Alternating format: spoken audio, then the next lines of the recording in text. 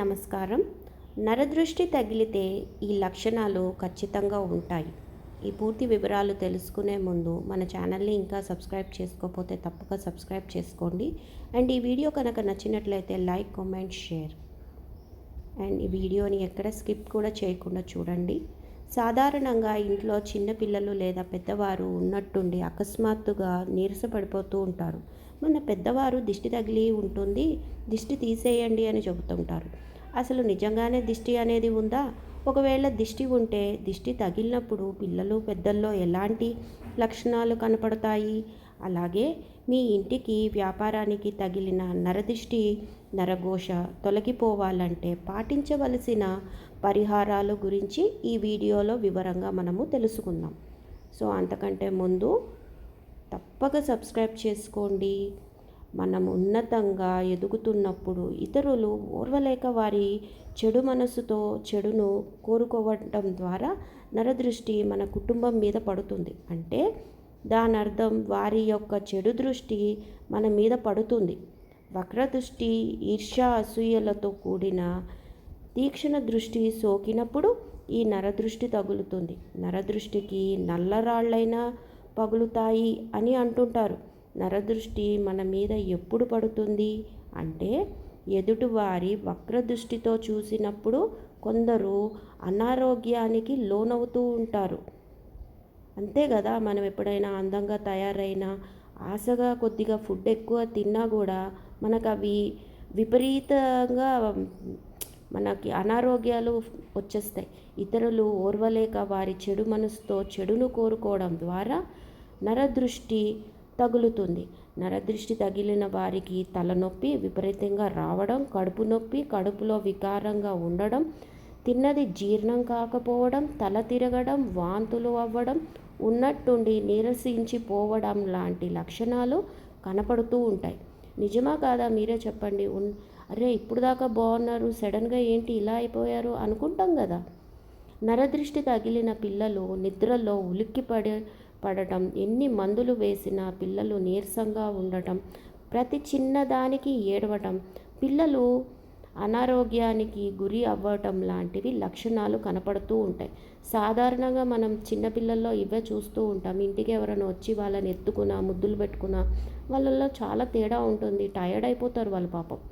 నరఘోష ఎక్కువగా ఉంటే జరిగే పరిణామాలు ఏమిటంటే తరచుగా తలనొప్పి, ఎదురు దెబ్బలు తగులుతూ ఉండడం, మనశ్శాంతి లేకపోవడం, ఎక్కువగా టెన్షన్స్ కలుగుతూ ఉంటాయి. దయచేసి వీడియో ఎక్కడ స్కిప్ చేయకుండా వినండి. అందరితో గొడవలు జరుగుతూ ఉండడం, అందరూ మనకు శత్రువులుగా మారడం, పని మొదలు పెట్టిన ఆలస్యం అయిపోతూ ఉండటం, మీ కష్టానికి తగినటువంటి ఫలితం లేకపోవడం, ఇలాంటివన్నీ కూడా నరఘోష కారణంగా జరుగుతూ ఉంటాయి. ఇవన్నీ మనం కూడా ఏదో ఒక టైంలో అందరూ ఎక్స్పీరియన్స్ అయ్యే ఉంటారు. నిజమా కాదా? కామెంట్ చేయండి. నరదృష్టి అనేటువంటి వ్యక్తులకి మాత్రమే కాక వారి వృత్తి వ్యాపారాల మీద, పంట పొలాలు, గృహాలు, వాహనాలు వంటి వాటిపైన కూడా ఉంటాయి. అంతే కదా, కొత్త బైక్ కొనుక్కున్నా, కొత్త కారు కొనుక్కున్నా, కొత్త గృహంలోకి వెళ్ళినా కూడా మనల్లో మార్పులు వచ్చేస్తూ ఉంటాయి. మన చుట్టూ చెడు దృష్టి ఉన్నప్పుడు రూపంలో మనకు తెలియజేస్తుంది.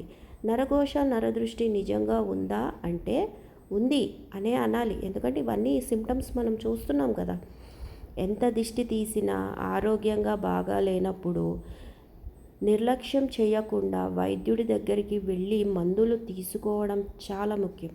నరదృష్టి పీడ తొలగిపోవాలి అంటే ఎటువంటి పరిష్కారాలు పాటించాలో ఇప్పుడు తెలుసుకుందాం.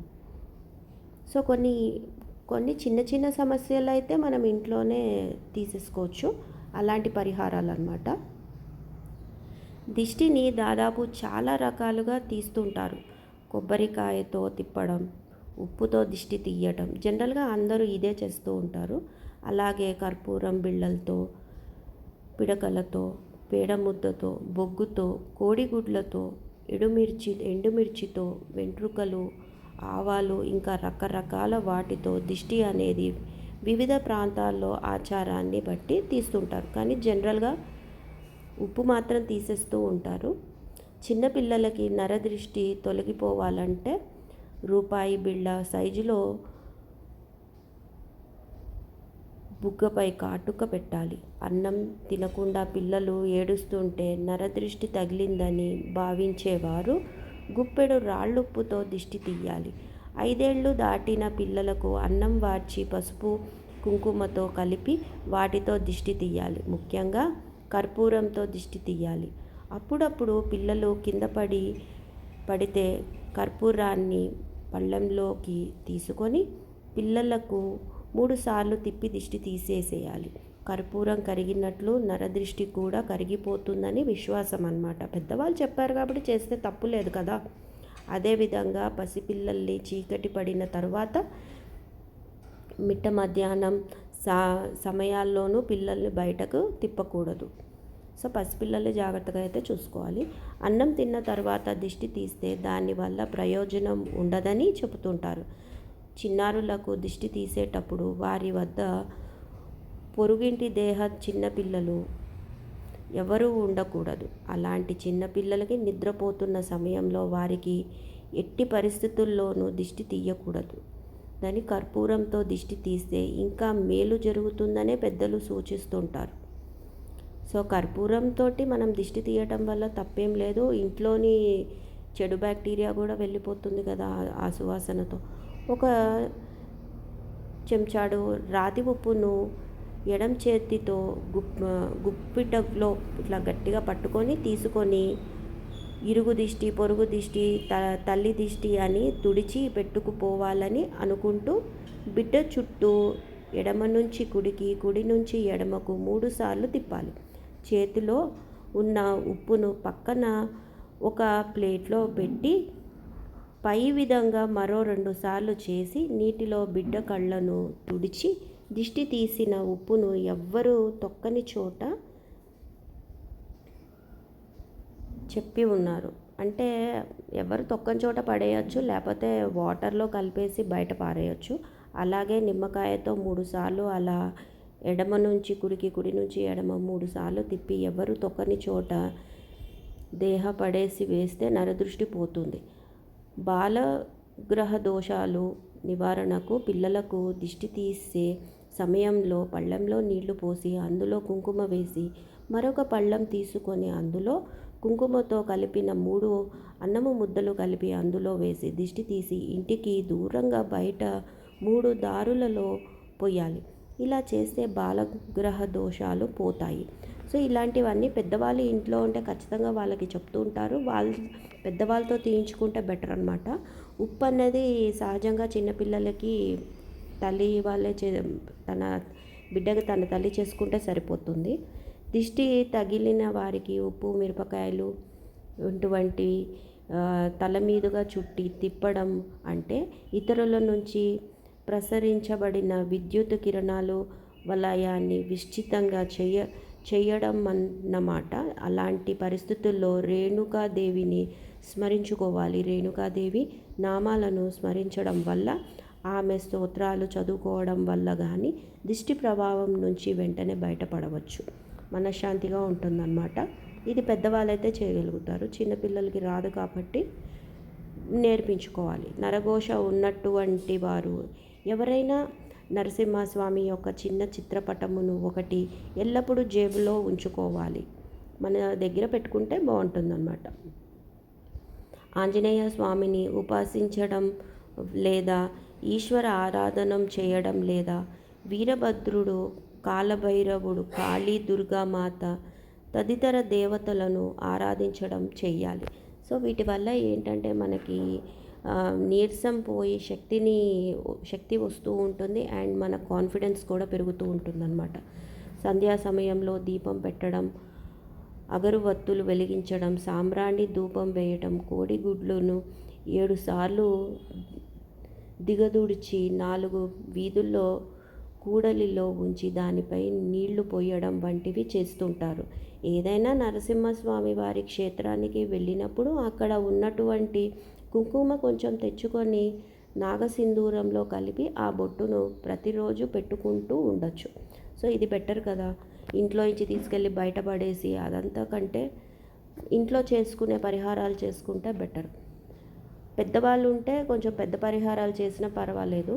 ఆడవారైతే కాలికి నలుపు దారాన్ని కట్టుకోవాలి. మగవారు అయితే గనుక ఎరుపు రంగు మొలతాడుల్ని నడుముకు ధరించండి. అదేవిధంగా చిన్నపిల్లలకు నలుపు రంగు దారాన్ని మెడలో కట్టాలి. ఆడపిల్లలకు అయితే ఎడమ అరికాళ్ళకి, అలాగే మగపిల్లలకైతే కుడి అరికాళ్ళకి కాటుక బొట్టు పెడుతూ ఉండాలి. కుంకుమ బొట్టును నుదుట పెట్టుకుంటూ ఉండాలి. నరదృష్టి తొలగిపోవాలంటే వారానికి ఒకసారి మనం స్నానం చేసే నీటిలో రాళ్ల ఉప్పును వేసుకొని ఆ నీటితో స్నానం చేయడం వల్ల నరదృష్టి తొలగిపోతుంది. శారీరక అలసట కూడా ఉండదు. ఇదైతే నిజంగా జరుగుతుంది. మనం కాళ్ళు పెట్టుకుని అరగంట ఉప్పు నీళ్ళలో కాళ్ళు పెట్టుకున్నా కూడా మన నెగిటివ్ ఎనర్జీ అన్నది చాలా తొలగిపోతుంది. అలాగే వ్యాపారాలు చేసే చోట నరదృష్టి తొలగిపోవాలంటే నిమ్మపండుని సగానికి కోసి దానికి కుంకుమ బొట్టు పెట్టి వ్యాపారం చేసే చోట వాకిలికి ఇరువైపులా పెట్టాలి. ఇలా మంగళవారం నాడు చేయడం వల్ల నరదృష్టి తొలగిపోతుంది. అలాగే అమావాస్య, పౌర్ణమి, అష్టమి, నవమి వంటి తిథుల్లో ఉదయం సాయంత్రం పూట సాంబ్రాణి వేయడం మంచిది. పచ్చకర్పూరం, కస్తూరి, పసుపు, అత్తరును గోమూత్రంలో కలిపి ఇంట్లో మరియు వ్యాపారం చేసే చోట చల్లడం వల్ల నరదృష్టి తొలగిపోతుంది. అవును, ప్రతిరోజు సాయంత్రం దుకాణం మొత్తం పసుపు నీళ్లు చల్లి ఎండాక లైట్లు వేయడం ద్వారా దిష్టి ప్రభావం తగ్గిపోతుంటుంది. శుక్ర శనివారాలు దీపాలు పెట్టాక 1 గంట తర్వాత నిమ్మకాయతో దిష్టి తీయడం ద్వారా వ్యాపార వృద్ధి కలుగుతుంది. మనకు బయట కిరాణా పూజ దుకాణాల్లో స్ఫటిక అని ఒకటి దొరుకుతుంది. అది తెచ్చుకొని ఒక ఎరుపు రంగు బట్టలో కొంచెం పసుపు, కుంకుమ, అలాగే నవధాన్యాలు వేసి దానిని మూట కట్టి ఇంటి గుమ్మానికి వేలాడదీయడం వలన నరఘోష అనేది తొలగుతుందని మన పెద్దలు చెబుతుంటారు.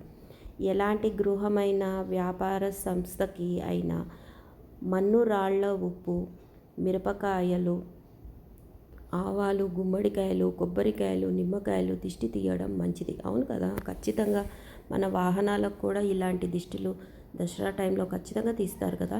గుమ్మడికాయ, కొబ్బరికాయ గృహము ముందు లేదా దుకాణాల ముందు దిష్టి తీసి పగల కొట్టాలి. ఇలా ప్రతి శనివారం లేదా ప్రతి అమావాస్యకు దిష్టి తీయడం చేయాలి. స్త్రీలు మాత్రం ఎప్పుడు గుమ్మడికాయని పగలో కొట్టకూడదు. ఇది మాత్రం గుర్తుపెట్టుకోండి. వీలైతే శుక్లపక్షంలో వచ్చే శని ఆదివారాల్లో సముద్ర తీరానికి వెళ్ళి ఆ నీటిని తెచ్చుకొని అందులో పసుపు పొడిని కలిపి ఇంట్లో వ్యాపార సంస్థల్లో చల్లినట్టయితే నరదృష్టి తొలగిపోతుంది అని విశ్వసిస్తూ ఉంటారు. ధన్యవాదాలు. ఇప్పుడు వరకు మన ఛానల్ని సబ్స్క్రైబ్ చేసుకోకపోతే తప్పక సబ్స్క్రైబ్ చేసుకోండి. అండ్ ఈ వీడియో కనుక నచ్చినట్లయితే తప్పక like, comment and share. Thanks for watching. Please do like, comment, share and subscribe. Thanks for watching. Please visit again. Stay healthy and happy.